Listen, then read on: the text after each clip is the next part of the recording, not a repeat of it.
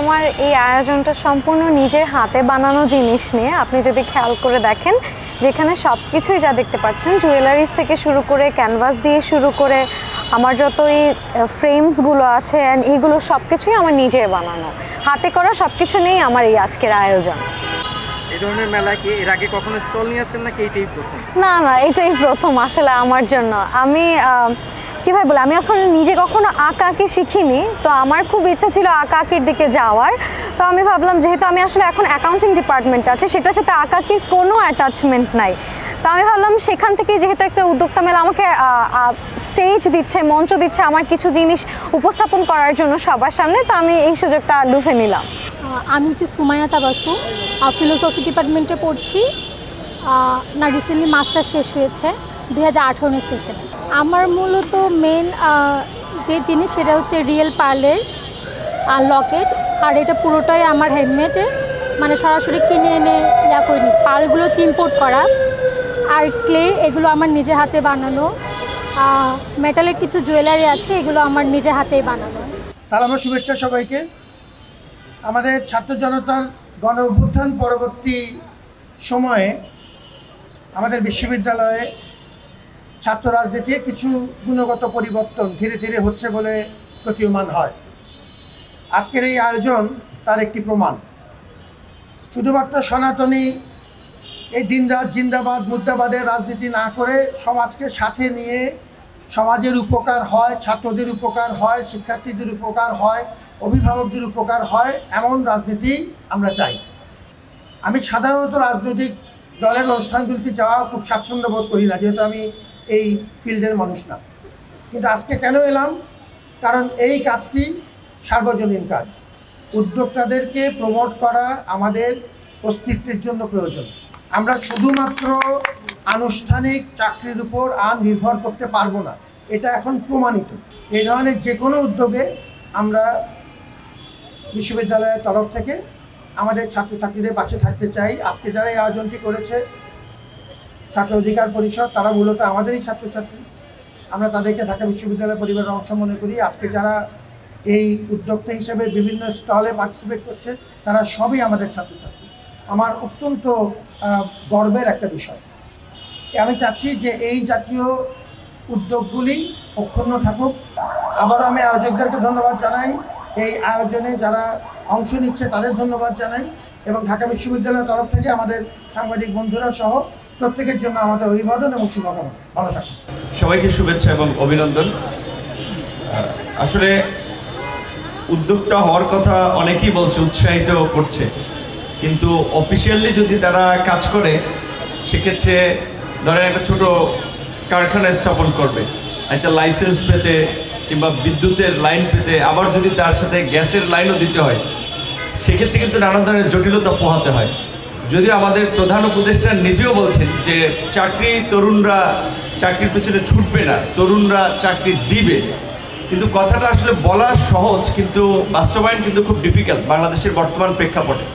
তারপরে আমার এটা একটা বাস্তবতা, বাংলাদেশের মতো একটা জনবহুল রাষ্ট্রে যেখানে প্রতি বছর প্রায় 3.5 থেকে 4 লক্ষ গ্রাজুয়েট নতুন করে চাকরির বাজারে যাচ্ছে, এবং তার পূর্বের বছর মিলিয়ে প্রতি বছর অন্যান্য মিলিয়ে মোটামুটি 10 থেকে 12 লক্ষ নতুন জনশক্তি চাকরির প্রত্যাশায় থাকে।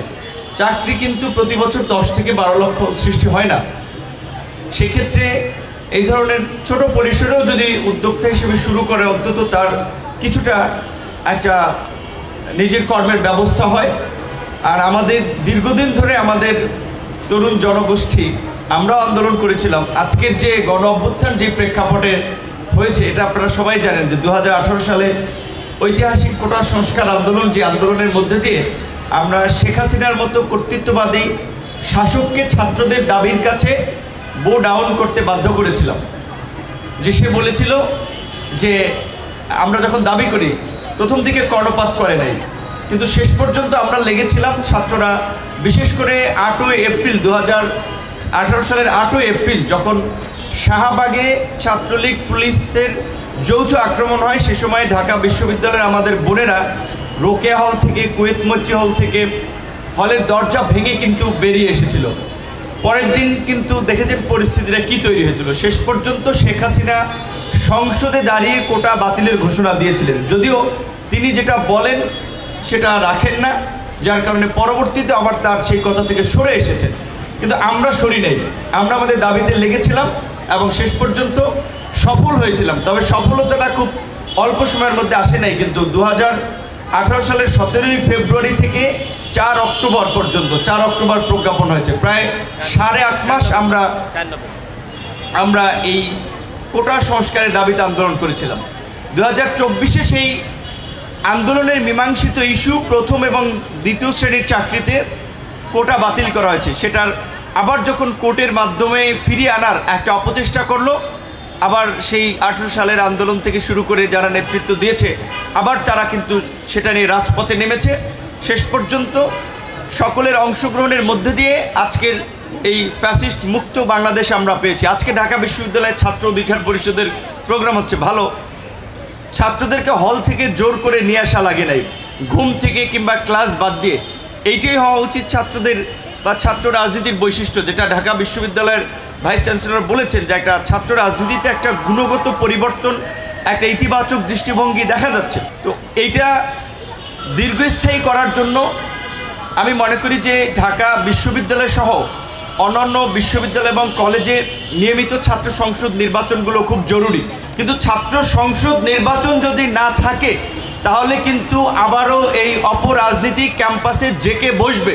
তাই আমি ঢাকা বিশ্ববিদ্যালয়ের শিক্ষার্থী সহ বিশেষ করে এই যে 4টি স্বায়ত্তশাসিত বিশ্ববিদ্যালয়, চট্টগ্রাম, রাজশাহী, এরকম আরও অন্যান্য আমি মনে করি কলেজ এবং বিশ্ববিদ্যালয়গুলোর শিক্ষার্থীদেরকে এখনই সময় নিজেদের অধিকার প্রতিষ্ঠার মধ্যে দিয়ে ক্যাম্পাসে একটা সুষ্ঠু পরিবেশ তৈরি করা, ছাত্ররা রাজনীতির নামে অপরাজনীতি বন্ধ করা। এখন কেউ কেউ ডাকসু কিংবা ছাত্র সংসদ নির্বাচন চাবে না, কারণ যদি ডাকসু কিংবা ছাত্র সংসদ নির্বাচন হয় তাহলে তাদের নেতাগিরি থাকবে না। কেন? তারা রানিং ছাত্র না, তারা অনেকে প্রার্থী হতে পারবে না। আবার কোনো ছাত্ররা দেখছে যদি ডাকসু কিংবা হল সংসদ নির্বাচন হয় তাহলে তো আমরা জয়লাভ করতে পারবো না, তাহলে আমাদের যে রাজনীতি করার বেস সেটা অনেক ক্ষেত্রে থাকে না। এই মানে অস্তিত্বহীনতার সংখ্যায়ও কিন্তু অনেকে ডাকসু কিংবা ছাত্র সংসদ নির্বাচনের পথে ইতিবাচক না। এই বিশ্ববিদ্যালয়ে 28 বছর পরে ভিপি হয়েছিলাম, কিন্তু কতগুলো হামলার শিকার হয়েছিলাম এই বিশ্ববিদ্যালয়ে। কিন্তু একদিন হামলার শিকার হয়ে কি আমরা নিজেকে গুটিয়ে নিয়েছি যে না আর বিশ্ববিদ্যালয়ে যাব না, আর কথা বলবো না?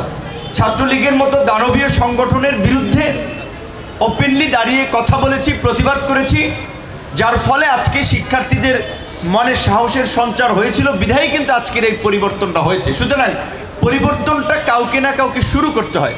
তো আমি যেটা আজকের এই প্রোগ্রাম থেকে বলবো, ছাত্র অধিকার পরিষদকে ধন্যবাদ জানাই। এর আগে আরও কিছু ছাত্র সংগঠনও বেশ কিছু ইতিবাচক সৃজনশীল কর্মকাণ্ড করেছে। এই ধরনের ইতিবাচক সৃজনশীল কর্মকাণ্ডের মধ্যে দিয়ে ছাত্র রাজনীতিতে একটা গুণগত পরিবর্তন আসুক এবং এই গুণগত পরিবর্তন জাতীয় রাজনীতিতেও ছড়িয়ে পড়ুক। তার জন্য ছাত্র সংসদ নির্বাচনের কোনো বিকল্প নাই। কাজেই আমি মনে করি সাধারণ শিক্ষার্থীদের এই বিষয়ে একটা ভূমিকা পালন করার জায়গা আছে। হল সংসদ এবং ডাকসু যদি হয় তারা ভালো থাকতে পারবে এবং এই পরিবর্তনটা স্থায়ী হবে। অথবা রাজনৈতিক সরকার চলে আসলে 5 বছর যেই রাজনৈতিক সরকার ক্ষমতায় থাকবে তাদের ছাত্র সংগঠনের কিন্তু আধিপত্য এবং পুরানো ধারা রাজনীতি দেখতে পাবেন। সেই জায়গা থেকে আমার মনে হয় আমাদের সুযোগ এসেছে জাতীয় রাজনীতিতে পরিবর্তনের পাশাপাশি ক্যাম্পাসগুলোকেও আবার একটা সুস্থ ধারার ছাত্র রাজনীতির একটা পরিবেশ ফিরিয়ে আনার। ছাত্র অধিকার পরিষদ সহ অন্যান্য ছাত্র সংগঠন সেই ইতিবাচক পথে এগিয়ে যাবে এবং শিক্ষার্থীরা আগামীর নতুন বাংলাদেশ বিনির্মাণে অগ্রদূত হবে সেই প্রত্যাশা রেখে আজকের এই উদ্যোক্তা মেলায় যারা অংশ নিয়েছেন, বিশেষ করে যারা স্টল দিয়েছেন, ভবিষ্যতে তারা বড় সফল উদ্যোক্তা হন সেই প্রত্যাশা রেখে আমার বক্তব্য শেষ করছি। আসসালামু আলাইকুম।